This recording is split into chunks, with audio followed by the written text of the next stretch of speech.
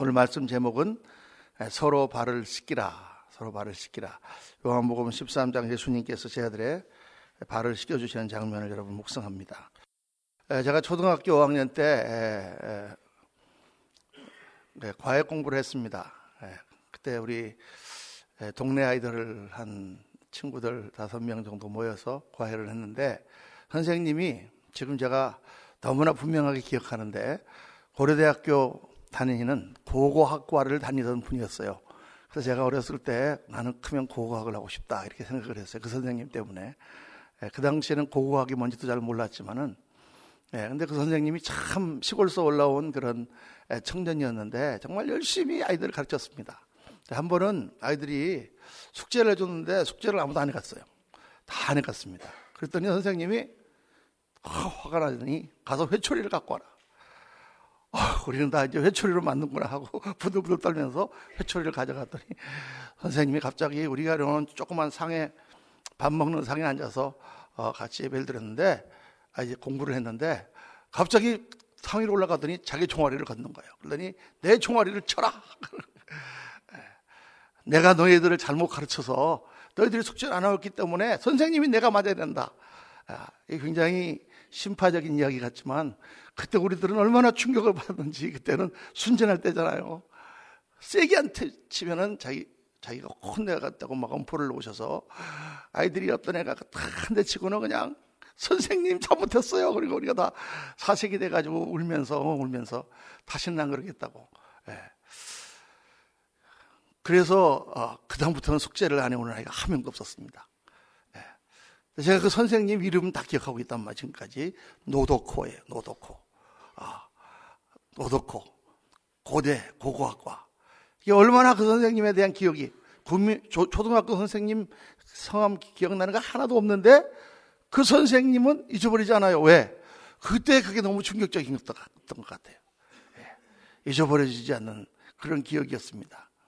요즘에는 뭐 안 그러겠지만 옛날에는 좀 그랬죠. 순진해서. 그런데 이 성경 말씀 보면서 예수님께서 지체들의 발을 씻어주신 이 장면을 보면서, 야, 이거야말로 그런 충격요법으로 지체들에게 하나님께서, 정말 예수님께서 중요한 교훈을 가르쳐 주시기 위하여 발을 씻으셨다. 그런 저는 생각이 자꾸 듭니다. 왜냐하면 예수님께서 지금 이 제자들의 발을 씻어주시면서 가르쳐 주시는 이 교훈이야말로 정말 우리가 평생 잊어서는 안 되는 그런, 내가 예수님을 믿고 그리스도인으로 살으려고 하면 반드시 기억해야 되는 것이고, 또 우리에게 어떤 문제가 나든지 이 교훈만 딱 생각하면 항상 해결이 되는 그런 중요한 것을 예수님이 가르쳐 주시기 원하셨기 때문입니다. 그래서 오늘 이 말씀은 굉장히 중요한 말씀이에요, 여러분. 이 말씀에서 예수님이 가르쳐 주시는 것을 우리가, 저와 여러분이 정말 듣고 그대로 우리가 살면 정말 우리 안에 하나님 나라가 이루어지고 천국이 이루어지는 그런 아주 중요한 말씀입니다. 예수님께서 지금 제자들의 발을 씻어주신 이 장면은 예수님께서 유월절 전야 같이 식사를 하시다가 갑자기 식사 도중 일어나셔서 발을 씻어주신 거예요. 이제 이 밤은 사실 예수님으로 보면 마지막 이 땅에서의 밤입니다. 이 식사가 끝나고 나면 예수님께서는 감람산으로 기도하러 가시고, 기도가 끝난 후에 로마 군병들이 예수님을 잡으러 밤에 횃불 들고 와서 예수님을 체포해 가서 그날 밤에 고문을 당하고 신문을 당하고 그 다음날 아침에 십자가에 달려 죽는 마지막 밤이에요. 마지막 밤. 이 밤이 바로 유월절 밤입니다. 유월절이라고 하는 유대인의 명절이 있죠. 우리 부활절 때하고 아주 가까운 그런 명절인데, 이 유월절이라는 말은 6월에 있기 때문에 6월이 아니라 뛰어넘다라고 하는 뜻의 뛰어넘다. 그래서 유월절이에요. 우리가 잘 알다시피 이스라엘 백성이 애굽의 노예로 잡혀 있을 때 기원전 1400년경에 하나님께서 모세를 통해서 그들을 구원하려고 하셨는데, 바로가 말을 듣지 않으니까 10가지 재앙을 내리시죠. 그런데 그런 많은 재앙이 와도 바로의 마음이 끝까지 광박하여 움직이지 않으니까 하나님께서 그들에게 모든 장자를 멸하는 그런 심판을 내리십니다. 애굽 땅 전체에 장자가 다 죽는 그런 무서운 재앙이 애굽 땅에 임하는데, 그때 그곳에 있는 이스라엘 백성들에게 너희들이 그 심판을 면하게 해주는 방법을 하나님이 알려주시는데, 그것은 양을 한 마리 잡아서 그 양의 피를 문에다가 바르는 거예요. 문인방과 문 기둥에다가 바르는 거예요. 그러면 하나님께서 그 피를 보고 내가 너희를 어떻게 하겠다? 넘어가겠다. 그래서 6월 넘어간다. 6월절이에요. 패스오버. 이스라엘 백성들이 구원을 받은 것은 애굽 땅에서 그들이 홍해를 건너서 구출을 받기도 했지만은 그 전에 하나님의 심판으로부터 그들의 모든 죄악을 용서하시고 심판으로부터 구원받는다고 하는 그런 의미가 거기는 있는 것이죠. 바로 그 6월절 양은 예수 그리스도의 모형입니다. 이스라엘 백성들을 하나님께서 그 양의 피로 말미암아 구원하신 것처럼 예수님의 십자가에 걸린 피로 말미암아 모든 인류를 구원하시겠다고 하는 그 어마어마한 하나님의 구원 계획을 이스라엘 백성을 통해서 미리 보여주신 거예요. 그래서 예수님이 6월절 날 십자가에 달리시는 것입니다. 그 예표를 좀 더 명확하게 하나님이 계시하시기 위해서 아무 날 달리신 것이 아니고 예수님이 십자가에 달린 날은 유대인들의 명절인 6월절 날 그들이 애굽에서 구원받고 양의 피로 문을 바른 그날 예수님 십자가에서 피를 흘리시고 지금도 예수님의 피를 우리의 영혼에 바르고 그분을 믿는 사람은 심판을 면하고 구원을 시켜주겠다고 하는 하나님의 계획이 이 성경을 통해서 역사를 통해서 계시가 되어 있는 거죠. 그러니까 이날은 예수님이 죽는 날이라고 말이죠. 예수님은 이제 십자가에 달리시는 날이라고 말이죠.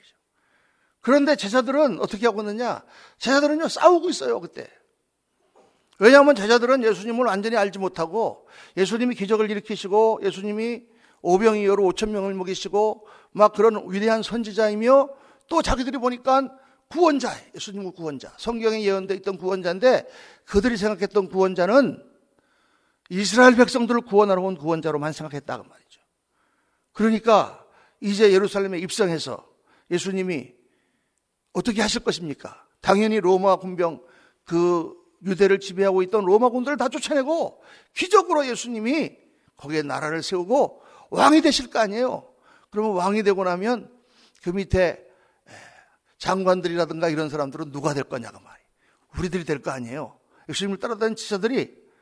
그런데 그 중에 누가 국무총리가 되고 누가 외무부 장관이 되고 누가 내무부 장관이 되느냐, 이거 갖고 서열 다툼을 하고 있는 거예요. 오죽하면 성경에 보니까 야고보와 요한의 어머니가 와가지고 예수님 앞에 간청하잖아요. 예수님 이제 보좌에 오르실 때 우리 아들들 좀 잘 봐주세요. 사람들이 생각하는 것은 예수님을 이 땅의 메시아, 이 땅의 구원자, 이 땅의 왕으로밖에 생각 못하는 거죠. 그러니까 제자들이 지금 십자가에 달려 죽으시는데 그때 싸우고 있는 거예요, 자기들끼리. 누가 크냐? 여러분, 예수를 믿어도 이 땅의 것에 집착하고 있는 한은 싸웁니다. 사람들이 교회에서 왜 싸우나? 예수 믿는 사람들끼리 왜 싸우나? 예수 믿는 가정인데 왜 싸우나? 세상에 집착하고 땅의 것을 생각하고 있는 동안은 싸워요.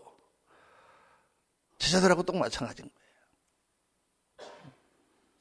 그러한 제자들을 보면서 예수님은 너무 안타까워서 그들에게 충격적으로 평생 잊지 못할 교훈을 주고자 하신 것입니다. 그게 바로 물을 떠다가 제자들의 발을 씻긴 거예요. 왜 이게 충격요법이냐 하면 그 당시 사람들은 다 다니면서 신발을, 샌들 같은 신발을 신었단 말이죠.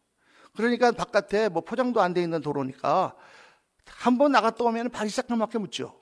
근데 이스라엘 사람들은 집에 들어가면 집 옆에 상이 있어서 그 상 위에 올라가서 밥도 거기서 먹고 신발을 벗고 올라가는, 우리 한국하고 똑같죠. 풍습이. 그러니까 더러운 발을 가지고 마루에 올라갈 수가 없잖아요. 그러니까 모든 사람은 바깥에 나갔다 들어오면 반드시 손발을 씻어야 됩니다. 그게 이 사람들 아주 결례라고 그래서 당연히 해야 되는 걸로 그렇게 정해놨어요. 우리나라도 옛날에 바깥에 갔다 오면 다 집에 올 때 발 씻고 올라가라 맨날 그러잖아요. 어머니가 발 씻고 올라가지 않으면 혼나고 그랬잖아요. 그것처럼 당연히 모든 사람이 발을 씻어야 돼요. 그런데 조금 사는 집에는 자기가 발을 씻지 않고 종들이 있어서 와서 종이 발을 씻어줍니다. 손님이 오면은 손님 앉혀놓고 먼저 종이 발을 씻어주고 발을 다 닦아주면 상 위로 올라간단 말이에요. 그런데 그 종은 종들 중에서도 제일 서열이 낮고 제일 천한 종이 그 발을 씻게 돼 있어요.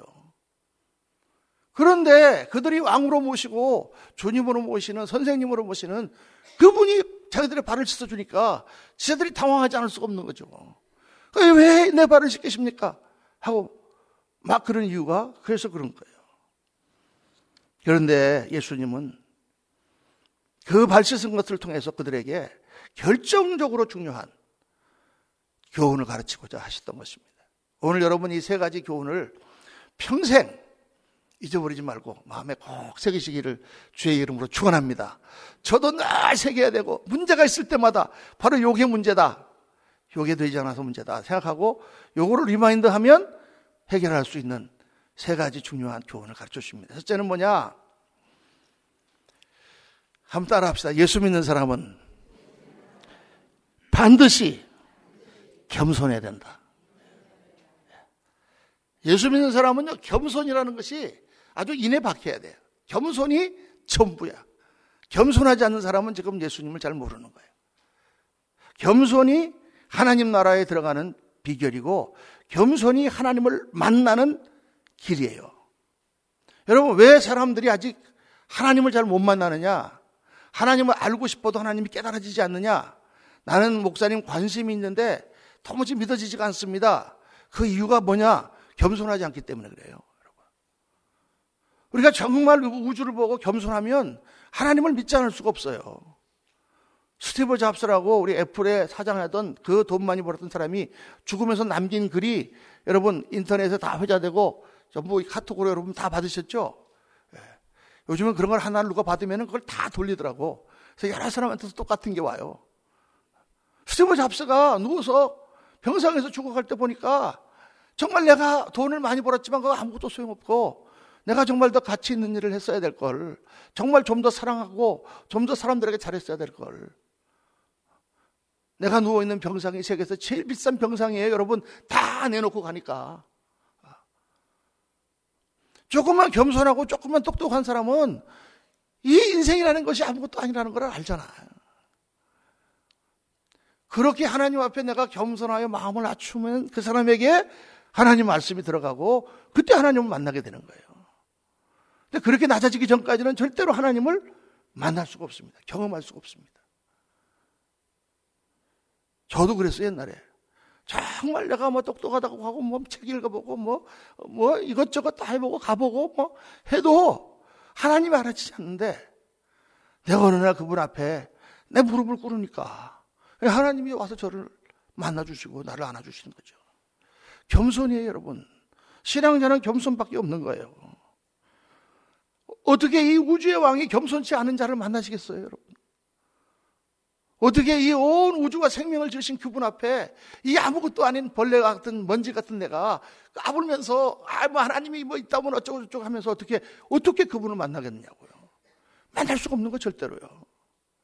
평생 그러다가 죽어서 벌거벗어서 그 심판대 앞에 설 때 그때야 깨닫게 되는 것입니다. 아, 하나님이 계셨구나. 여러분, 하나님 나라는 겸손한 자의 것이에요. 천국에는 아무도 교만한 사람이 없어요. 왜? 천국에 가면 교만할 수가 없어요. 조금 이 땅에서 교만하다가도 천국에 가서 보니까 이게 나 같은 사람이 들어올 때가 아니야, 여기가. 그런데 나를 여기다가 이 천국의 하나님이 품어주신 거 생각하니까 너무 고마워서 아플 수가 없어, 천국에 가면요. 예수님의 십자가, 그 예수님이 어떤 분인데 그분이 벌거벗겨서 십자가에 달리시고 양손의 못과 발의 못을 받고 창에 찔려서 그분이 희생당한 걸 생각하면 말할 수가 없는 거예요, 여기서. 감사하고 감격하고 그냥 나 같은 사람을 하나님께서 천국으로 데려오신 것이 너무 고맙고, 그러니까 천국에는요 교만한 자가 없어요. 이 땅에서 아무리 교만해봐야 여러분 거기 가면은 교만할래도 교만할 수가 없어. 그분 앞에서요. 우리가 무슨 말을 할 수 있겠습니까? 그런데 여러분, 천국에 갈 때만 우리 겸손한 게 아니고 이 땅에서도 내가 겸손하면 하나님 나라가 임해요. 겸손하지 않으면 하나님 나라가 깨져요.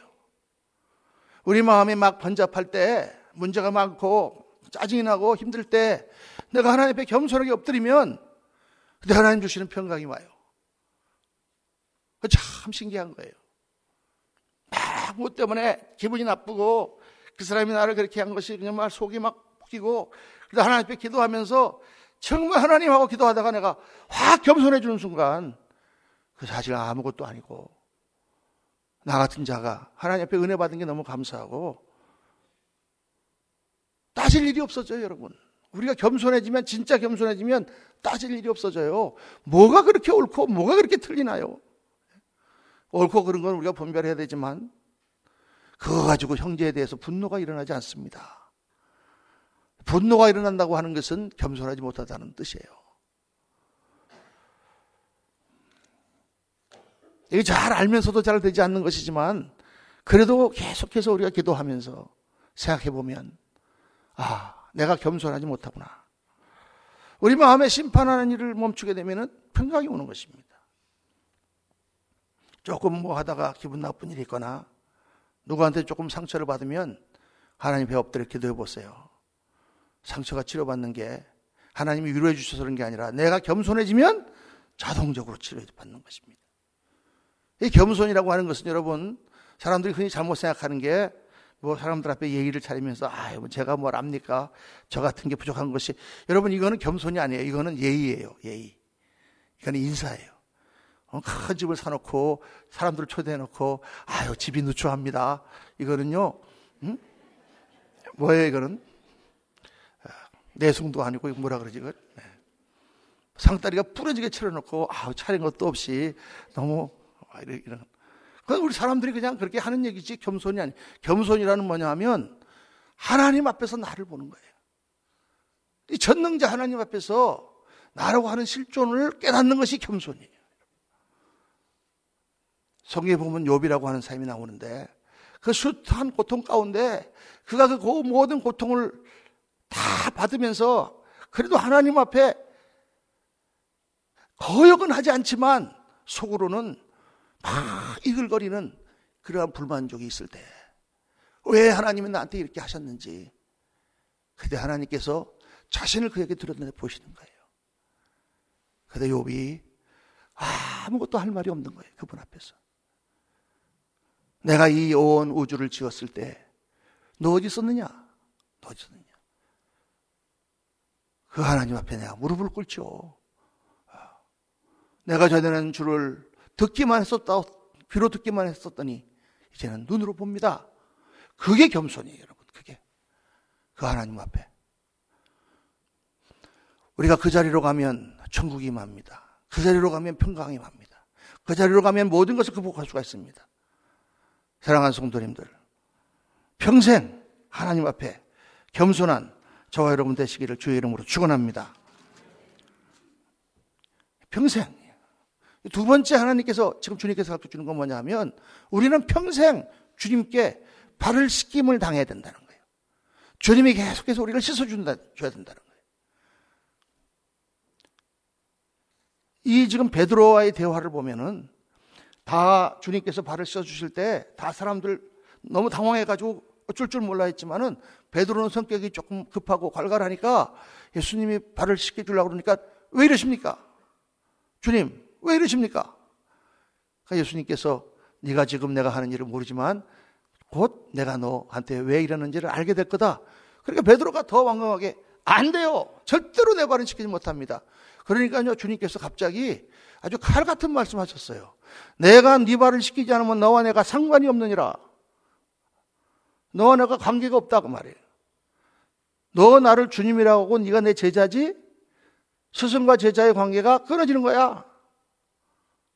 이게 그런 뜻일까요? 그런 뜻이에요, 여러분. 이게 그런 뜻이에요. 주님이 내 발을 씻어주지 않으면 너와 내가 상관이 없다고 말이에요. 관계가 없다고 말이에요. 그래서 베드로가 놀래가지고 아니 그러면은 주님 발만 씻어주지 마시고 머리와 몸도 다 씻어주세요. 그러니까 주님께서 너희는 온몸을 다 씻었으니 발밖에 씻을 필요가 없다. 예수님을 믿고 예수님과 하나가 되어서 관계를 맺었는데 이제 문제되는 것은 그 관계를 파괴하는 그 더러운 거, 그것만 씻으면 된다는 거예요. 이게 지금 영적으로 무슨 말씀하는 거냐면 예수님을 우리가 믿게 됐을 때 예수님이 우리를 품에 안으시고 우리의 모든 죄를 다 용서해 주셨어요. 그러면 우리의 죄가 다 사함받고 우리는 그때부터 죄를 짓지 않는 사람이 되어야 되는 거예요. 그런데 우리가 죄를 짓지 않습니까? 아니죠. 계속 죄를 짓죠. 왜 짓습니까? 그건 내 안에 옛사람이 살아있기 때문에 그래. 옛사람은 십자가와 함께 죽어야 되는데 요 놈이 안 죽고 살아있는 거야. 나의 옛사람이. 그래서 은혜를 좀 많이 받고 정말 하나님이 막 깊이 느껴질 때는 조금 이렇게 좀 예수 믿는 사람처럼 막 마음도 좋고 이렇게 생글생글하며 살다가 갑자기 또 은혜가 떨어지고 옛사람이 확 살아나면 옛날 본성이 나타나서 하면서 이렇게 한다고 말이죠. 이게 끊임없이 내 안에서 싸운다고 사도 바울이 고백하고 있어요.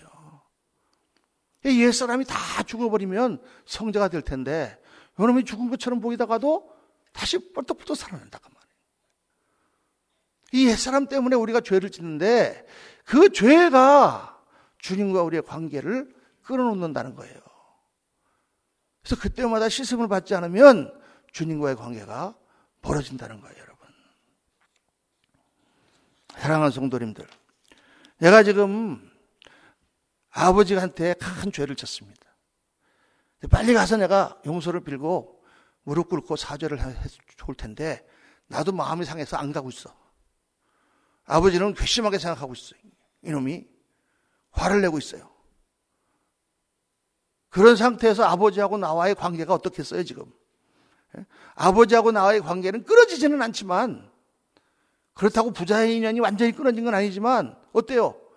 만나갖고 아빠 반가워요 이렇게 할 수 있습니까? 서먹서먹한 거죠. 어디서 만나도 저쪽 딴 데 쳐다보고 있는 거죠. 지금 그걸 말씀하는 거예요, 주님이. 예수님을 내가 믿고 예수님과 내가 하나가 되고 예수님을 잘 믿지만 내가 죄를 범하고 우리 안에 더러운 것이 쌓이면 예수님과 나의 관계가 멀어진단 말이에요. 예수님을 믿고 나서 은혜를 받고 나서 정말 믿음대로 살려고 하다가 죄를 한번 지어보세요. 그 다음날 아침에 깜깜해집니다, 하나님이. 내가 정말 예수님 믿고 나서 정말 내가 술을 다 끊고 그렇게 살겠다 그렇게 하다가 어느 날 친구를 만났는데 정말 오랜만에 동생을 만나서 어쩔 수 없이 그냥 하다 보니까 꽤 했어. 잠이 깨서 아침에 딱 일어나 보면요, 하나님이 깜깜합니다. 그리고 그 다음에 딱 일어나는 생각이 뭔지 아세요? 교회를 가기가 싫어. 이상해. 교회가 난 잘못한 것도 없는데 교회를 가기가 싫어요. 다 해봐서 아는 거예요, 옛날에. 여러분, 하나님과의 관계가 멀어지기 때문에 영성이 다, 이 죄가, 그래서 이사야서 52장에 59장에 이게 유명한 말씀이죠. 우리 같이 한번 읽어볼까요? 시작. 여호와의 손이 짧아 구원하지 못하심도 아니요 귀가 둔하여 듣지 못하심도 아니라 오직 너희 죄악이 너희와 너희 하나님 사이를 갈라놓았고 너희 죄가 그의 얼굴을 가려서 너희에게 듣지 않으시게 함이니라. 하나님의 손이 짧아서 너를 구원하지 못하고 하나님 귀가 어두워서 너를 지금 못 듣는 게 아니다. 오직 너의 죄가 하나님과 너 사이를 가렸다. 그러니까 하나님이 우리를 도와주시려고 해도 죄 때문에 안 되고, 우리가 기도를 해도 죄 때문에 상달이 안 되고, 하나님과 우리 관계가 멀어진다는 거죠. 그래서 어떻게 해야 되느냐? 예수님이 씻어주셔야 된다는 거예요. 빨리 회개하고 우리가 우리 죄를 자백하면 저는 미쁘시고 그로사 우리 죄를 사하시고 모든 불의에서 우리를 깨끗게 하실 것이요, 요한일서 1장 9절 말씀처럼 회개해야 된다는 거예요. 예수 믿는 사람은 어떻게 회개되느냐? 평생 회개해야 돼요. 평생. 왜냐하면 평생 우리가 죄를 지니까. 예수님 좀 믿으려고 하다가 또 형제를 판단하기도 하고 조금 좀 잘하려고 하다가 또 짜증을 내기도 하고, 그때마다 하나님 앞에 회개하고, 그때마다 실수할 때마다 하나님 제가 잘못했습니다. 제가 다시 안 그러겠습니다. 하나님 용서해 주세요. 용서받고 그래 다시 한번 잘해봐라. 그 마음의 평강을 갖고 새로 하는 거, 그게 예수 믿는 사람의 삶이라는 거예요, 여러분. 빨리 회개하면 하나님께서 용서해 주시겠다고 약속하셨고, 용서를 받고 나면 마음의 평강이 다시 넘치고 또 하나님 축복도 넘치고 계속 쓰임도 받을 수가 있는 거예요. 이건 너무나 중요한 영적 원리인 거예요. 매일 씻음 받아야 됩니다, 여러분. 그래서 매일 기도해야 되는 거예요. 주일마다 아침 예배 나와서 우리 기도할 때 먼저 우리 회개 기도하는 거예요. 예배 드리기 전에 지난 일주일간 잘못한 거 너무 많은 거 회개합니다. 하나님, 예배를 드리기에 너무나 부족한 그런 저희지만 예수님 십자가 붙듭니다. 용서해 주세요. 씻어 주세요. 빨리 발 씻고 하나님의 상위에 올라가는 것입니다. 여러분 매일같이 집에서 샤워하시고 매일같이 손발을 씻으시죠? 안 씻으면 어떻게 됩니까? 냄새가 납니다. 그것처럼 안 씻는 사람들은, 영적으로 안 씻는 사람들은 보면 냄새가 납니다. 왜 예수 믿는 사람의 몸에서, 삶에서 천국의 향기가 나타나고 예수 그리스도의 아름답고 멋있는 그런 모습들이 나타나야 되는데 안 그런 이유가 뭘까요? 씻지를 않아서 그래요. 씻지를 않아서. 여러분, 우리의 부족한 것 모든 것 다 용서하신 주님 앞에 나와서 씻으시고 새롭게 결단하시고 또 실수하면 또 씻으시고 매일 주님께 씻음 받는 저와 여러분 되시기를 주의 이름으로 축원합니다. 평생 기억해야 되는 거죠. 세 번째, 평생 기억해야 되는 중요한 가르침은 뭐냐 하면, 한번 따라 합시다. 예수 믿는 삶은 섬김의 삶이다. 예수 믿는 삶은 섬기는 삶이에요. 섬기는 삶이 천국의 삶이에요. 섬기는 것이 하나님 나라의 삶의 방식이에요. 여러분, 이 땅에서는 우리는 다 자기중심적으로 살기 때문에 다 섬김을 받으려고 생각하고 살아요. 공부 열심히 해서 높은 자리에 올라가면, 왜 높은 자리에 올라가려고 그러죠? 다 사람들이 자기를 섬기고 자기가 높은 자리에서 우쭐대고 싶어서 사람들은 열심히 사는 거예요. 세상 사람들은 다 돈 많이 벌어서 어떻게 하려고 그래요? 다 사람들 앞에 떵떵거리고 높임을 받으려고 그렇게 사는데, 예수 믿는 사람은 그렇게 사는 게 아니다라는 거예요. 예수 믿는 사람은 왜 열심히 공부하느냐? 섬기려고. 왜 열심히 높은 자리에 올라가느냐? 더 많이 섬기려고. 그게 예수 믿는 사람의 삶의 체질이고 삶의 방식이라 그 말이에요. 성경이 가르치는 바고 우리는 그렇게 살아야 되는 거예요, 여러분. 우리는 열심히 사는데 왜 사느냐? 섬기려고. 서로 간에 섬김이 있으면 하나님 나라가 임합니다. 서로 간에 섬김이 있는 곳에는 항상 하나님 나라가 임해요. 아이들이 둘이 있어요. 우리 딸이 둘이 있는데, 딸이 셋이 있죠. 셋이 있는데 어렸을 때 지들끼리 아빠가 사탕을 주니까 자기가 다 먹으려고 그러다가, 야, 너 하나 먹어. 너도 하나 먹어. 언니는 난 이거 먹으면 돼. 거기 하늘나라가 있어요. 근데 야, 이거 아빠가 준 건데 내가 다 먹어야 돼. 왜 언니만 먹어? 하고 뺏으려고 그러면 거기는 하나님 나라가 깨지고 지옥이 있어요. 거기는요. 지옥까지는 안 되지만 그렇게 가는 거예요, 지옥이. 확장해 보면 인간 세상이 다 그래요. 남편과 아내가 서로 섬기면 거기 하늘나라가 있어요. 남편과 아내가 서로 섬김을 받으려고 하면 거긴 지옥이 있어요. 한번 싸워보세요. 지옥이지, 집안. 예. 싸우고 집 나가서 생각해보면 구석이 뭐 같아? 지옥 같아. 가기가 싫어. 그러니까 사실은 어떻게 되냐면, 내가 행복한 이유는 내가 섬김의 삶을 살고 있을 때 천국이 임하기 때문에 내가 행복한 거예요. 내가 지금 짜증이 나고 불만스러운 거는 왜 불만스럽냐? 내가 섬김을 받으려고 하는데 그게 안 되면 내가 불만스러운 거예요. 이게 지금 예수님이 가르친 원리예요. 예수님은 정말 섬김을 받아야 될 분이잖아요. 그분은 하나님이시니까. 그런데 그분이 내려오셔서 우리 발을 씻어주시고 섬기셨어요. 그리고 가르쳐주신 거예요. 이 섬기는 삶이 하늘나라의 삶이다. 그리고 이 섬기는 삶을 살 때 너희 가운데 천국이 이루어진다. 그러니까 예수 믿는 사람은 모든 것을 섬김이라고 하는 것에 포커스를 맞춰서 해야 돼. 목사가 목회를 왜 합니까? 섬기기 위해서 하는 거예요. 여러분들 섬기기 위해서. 섬김을 받으려는 게 아니라. 그런데 섬김을 받으려고 내가 생각하는 순간 저는 기분이 나빠져요. 성도님들이 어떻게 나를 이렇게, 목사를 이렇게 대우하지? 그게 그때부터 그냥 목회도 싫어지고 막 성도들도 미워지고 그런다 그 말이에요. 그러나 제가 섬기려고 생각하면 그런 게 무슨 문제가 있어요. 너무나 사랑스럽고 좋지. 제가 지금 목사만 얘기하는 겁니까? 다 마찬가지예요.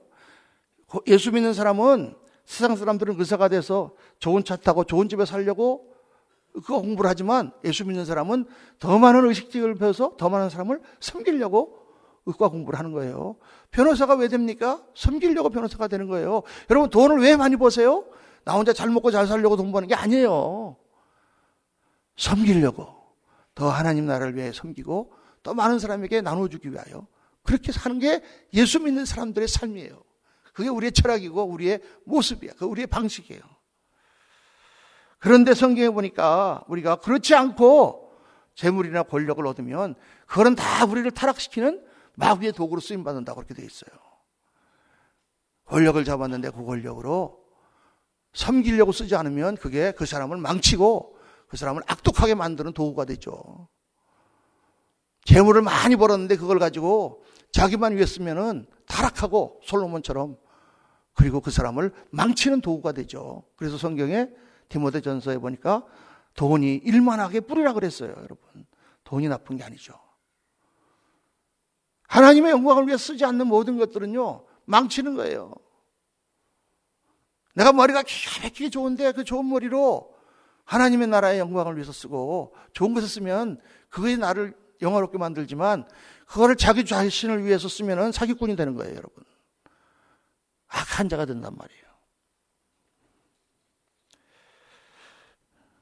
우리 젊은 부부들이 많이 있는데 결혼하는 이유가 무엇입니까? 왜 결혼하셨습니까? 보통 세상에서는 저 사람이 나한테 뭘 해줄까를 바라고 결혼해요. 왜 좋은 신랑감, 좋은 신부감을 고릅니까? 좋은 사람을 만나서 그 사람이 나한테 뭐를 해줄까를 다 은연중에 바란단 말이에요. 양쪽 집안도 바라잖아요. 그래서 결혼하기 전에 뭐 폐물을 뭘 갖고 왔냐는 둥, 뭐 혼수를 뭘 해갖고 왔냐. 결혼하기 전부터 싸우고 신혼여행 가서 싸우고 갔다 와서 싸우고 지금까지 계속 싸우잖아요. 왜 그러는 거예요, 지금? 저 사람이 나한테 뭐를 해줄까를 항상 생각하는데 부족하다고 생각하기 때문에 그래요. 그런데 예수 믿는 사람은 왜 결혼하느냐? 내가 저 사람한테 뭐를 해줄 수 있을까를 생각하고 결혼하는 거예요, 여러분. 내가 뭘 부족한 것을 메꿔줄 수 있을까? 저 사람한테 내가 뭘 해줄 수 있을까? 그걸 생각하고 결혼하는 거예요. 그러면 절대 안 싸워요. 이 말을 듣는 순간 분명히 그렇게 생각하시는 분이 있을 거예요. 내가 여러분의 생각을 여기에다 써놨습니다. 아니에요, 목사님. 저는요, 열심히 섬기는데요, 저 사람이 섬김을 받으려고만 해요. 오는 정이 있으면 가는 정이 있어야 되잖아요. 저는 정말 할 만큼 하는데 저 사람 때문에 문제예요. 그래서 우리는 안 돼요. 라고 분명히 생각하는 분이 여기서 딱 5사람 계신 것 같아요, 제가 보니까. 근데 여러분, 그건 섬기는 게 아니에요. 그거는요, 투자하는 거예요. 내가 지금 요만큼 섬기면 네가 이만큼 해줘야지, 그건 투자지 섬김이 아니란 말이죠. 그걸 섬김이라고 생각하면 안 돼요. 그건 당신 자신을 위해서 지금 투자하는 거잖아. 하나님께서 우리에게 무슨 결과를 바라고 섬기라고 하셨나요? 아니에요. 상대방이 섬기는 만큼 너도 섬겨라 그렇게 하셨나요? 그렇게 말씀하시지 않았죠. 그냥 섬겨라. 그러면 누가 보상해 주신다? 하나님이 보상해 주신다. 이 성경 말씀이에요. 어떤 보상입니까? 천국에 가면 상 많이 받을 겁니까? 물론 그렇지만 하나님의 보상이 이 땅에 임하여 섬기면 천국이 임한단 말이에요. 섬기는 삶을 살면 내 마음이 기쁨이 오고 하나님이 나를 통하여 천국을 만드시는 역사가 나타난단 말이에요. 그러니까 그냥 섬기는 거예요. 여러분 한번 생각해 보십시오. 가정도 그렇지만은 교회가 어떤 곳입니까? 섬김을 받는 곳입니까? 아니면 섬기는 곳입니까? 여러분, 내가 교회에서 섬김을 받으려는 생각을 가지고 교회를 나오면요, 항상 교회가 비판이 됩니다. 항상 불평이 있어요. 항상 뭔가 모자라. 그런데 내가 교회에 와서 섬기려고 생각하고 교회를 나오면 항상 즐거워요. 섬기려는 생각을 갖고 있으면 항상 모든 것이 사랑스러워요. 정말 이상한 거예요, 이게. 제가 가만히 생각해 보니까 그래요. 불만이 있는 모습은 섬기려고 하는 게 아니라 섬김을 받으려고 할 때 나타나더라고요. 그러니까 교회에 와서 우리가 얻으려고 하는 게 뭐예요? 뭘 얻으려고 교회에 나오셨어요, 여러분? 하나님의 은혜와 축복과 사랑과 평강을 얻으려고 나왔죠. 그거는 언제 일어나느냐? 내가 섬기려고 내 마음에 멘탈을 클릭할 때 그때 축복이 임한다 그 말이에요.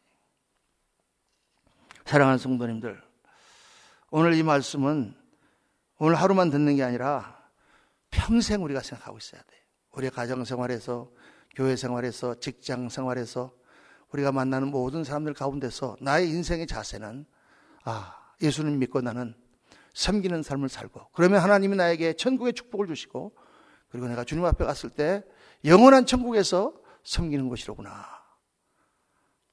오늘 세 가지를 말씀했습니다. 겸손은 하늘나라의 자세예요. 성결은 하늘나라의 자격이에요. 발을 안 닦으면 상에 못 올라가요. 그리고 섬김은 하늘나라의 삶의 방식입니다. 이 세 가지를 갖추어야 천국이 우리 가운데 임하고 정말 기쁨이 충만한 신앙생활을 할 수가 있습니다. 오늘 주님께서 마지막으로 17절 말씀에 너희가 이것을 알고 행하면 복이 있으리라 말씀하셨습니다. 오늘 말씀을 듣고 참 좋은 말씀 들었다, 그렇게만 끝나면 아무 소용이 없습니다. 오늘 말씀을 듣고 그렇구나, 내 자세를 바꿔야 되겠구나, 내가 작은 거 하나라도 섬기려고 찾아야 되겠구나 결단하고 그렇게 행할 때, 그때 여러분 가정에, 여러분 삶에, 여러분의 신앙에 하나님 나라가 임하기 시작하는 것입니다. 사랑하는 성도님들, 주님께서 여러분의 발을 씻어주시고 그 주님 앞에 겸손히 우리가 엎드려서 정말 섬기는 삶을 살고, 그래서 최고의 인생을 살아가는 저와 여러분 되시기를 주의 이름으로 축원합니다. 기도하십시다.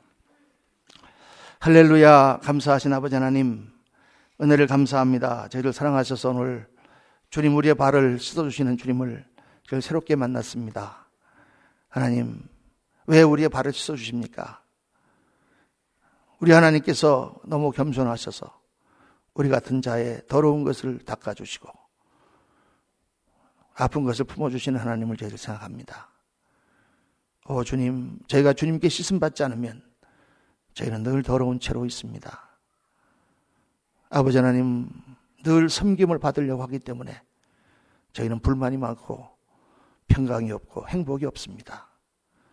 우리가 오늘 말씀을 깊이 듣고 묵상하며 정말 드라마틱하게 우리의 인생의 자세를 바꿀 수 있도록 성령님 도와주옵소서. 정말 겸손하게 하나님 앞에 서서 주님께 씻음받고 섬기는 그런 삶으로 영광 돌려드리는 저희들 되도록 은혜 나려 주옵소서. 우리 구주 예수 그리스도 이름으로 기도하옵나이다. 아멘.